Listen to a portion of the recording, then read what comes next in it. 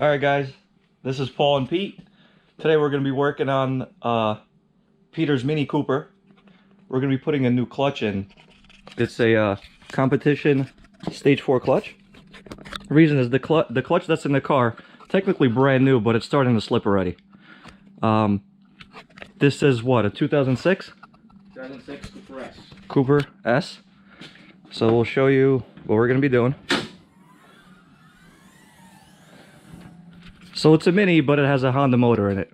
It's a K24 A2 from a TSX.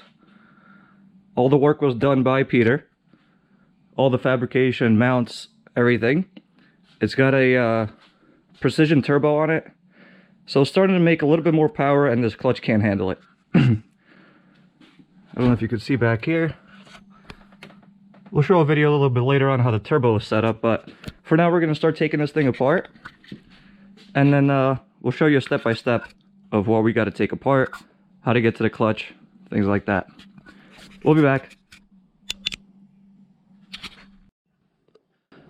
Alright everybody, so we have a couple of things off. First thing is this ball joint on the bottom. If you can see it there. There's one on the opposite side as well. So taking this off, we're leaving the axles inside the hubs.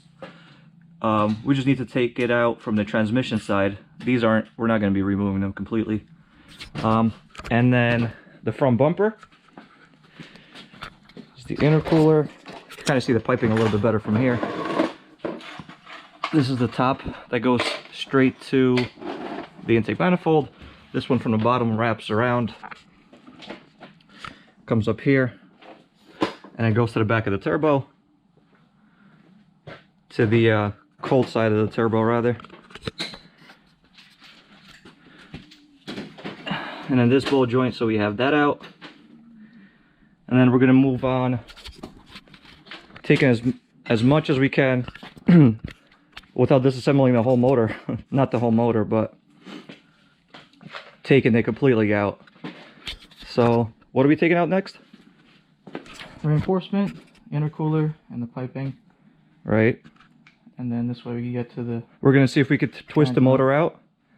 Twist it this way and then drop the transmission out, or how do you want to do it? And then disconnect the downpipe so we don't bend them up back there. Okay. Alright, so we'll get that done and we'll show you how that looks when it's finished. Alright, actually while disconnecting the rear battery back here, just wanted to show you the cage that he put in. This cage is a weld-in. He prepped it, he fitted it inside the car, marked it where it needs to be welded, took it outside, painted it, then welded it to these points right here, over there too. The back seats are out. He didn't have them in before anyway, so it's not like he's losing any space here. Just a quick view of what it looks like. If you guys want a better video over the whole car, we could definitely do one. Just let us know what you guys want to see, and we'll make a video on it.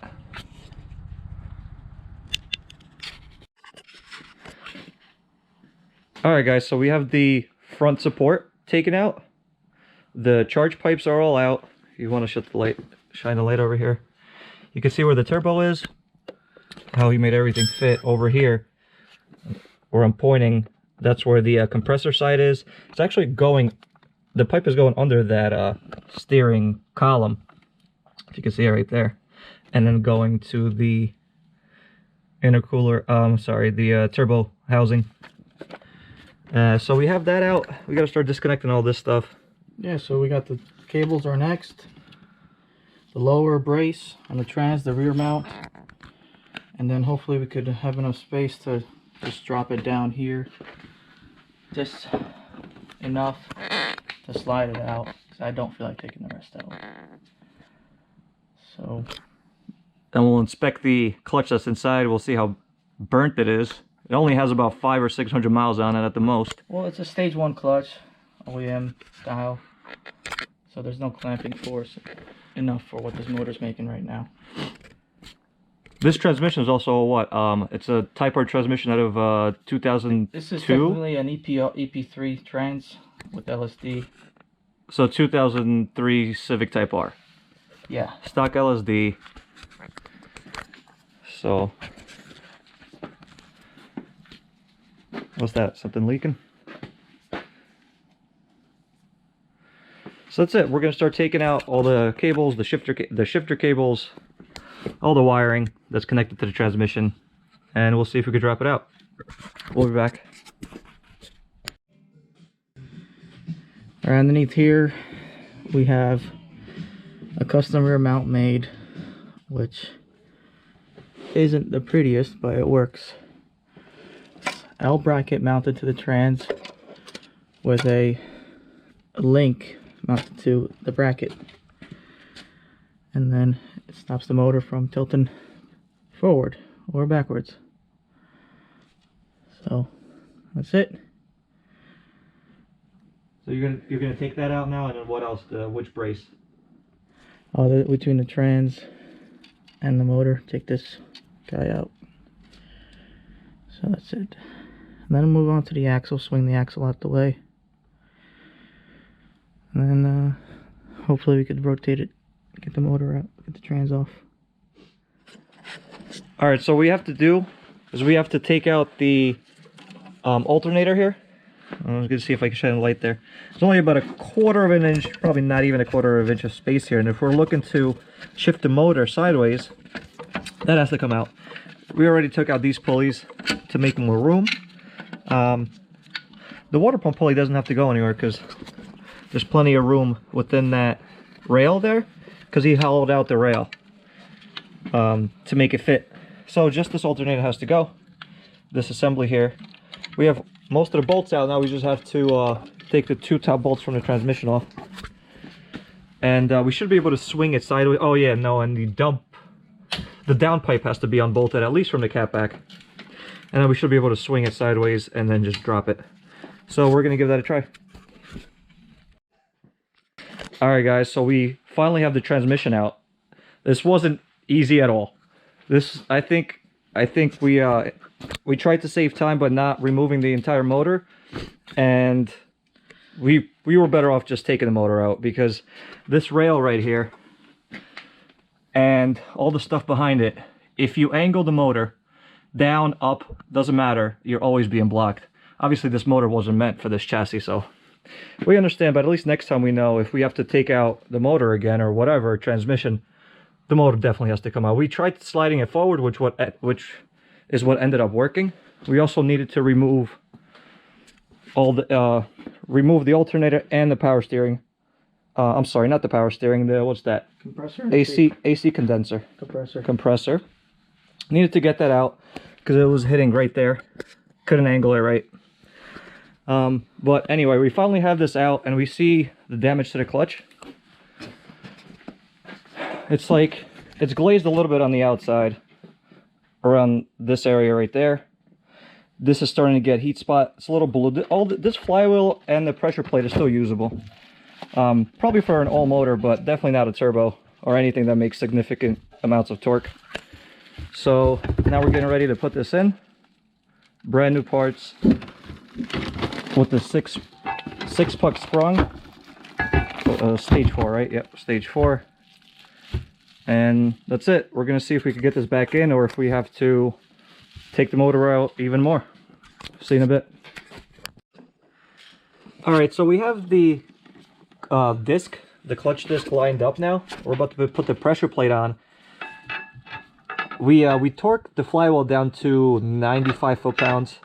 The pressure plate's gonna go down to 20 foot-pounds. And you torque that down in like a cross, like a crisscross pattern. So we're getting this put on. I already put the a brand new throwout bearing onto the transmission.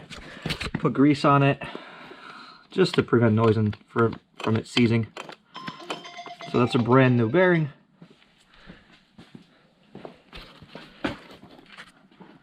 So we're putting Loctite on every bolt. We don't want those coming out. As soon as all of them are in, we're just going to torque it, and we're going to see if we get the transmission back in. That should be fun. Let's get it going. All right, so obviously that didn't work. We had to pull the whole motor out.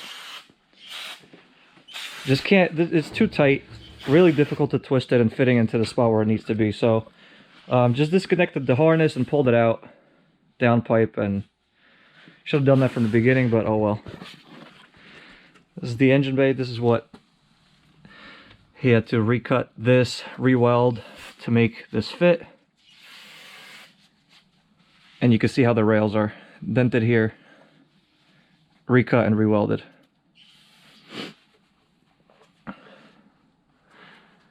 Let's see. Now we're just going over the motor, seeing if there's any leaks since we have it out, fixing anything that needs to be fixed, and then we'll just put it back in.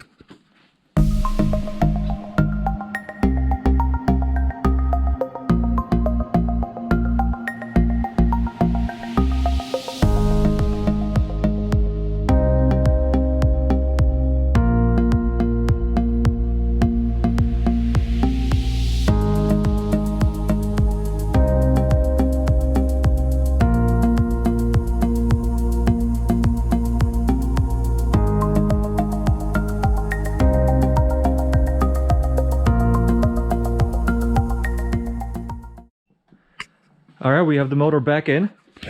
It's sitting on the transmission mount, motor side mount. So now he just has to reconnect everything. It's not going to get done today. But once it's done, our next video will be, I guess, a test drive. And then after that, eventually the tune. Right now it's just quickly street tuned. So we want to actually get it tuned correctly on a dyno and see what it does. It should hold the power now with that clutch. So we'll see. We'll get back to you.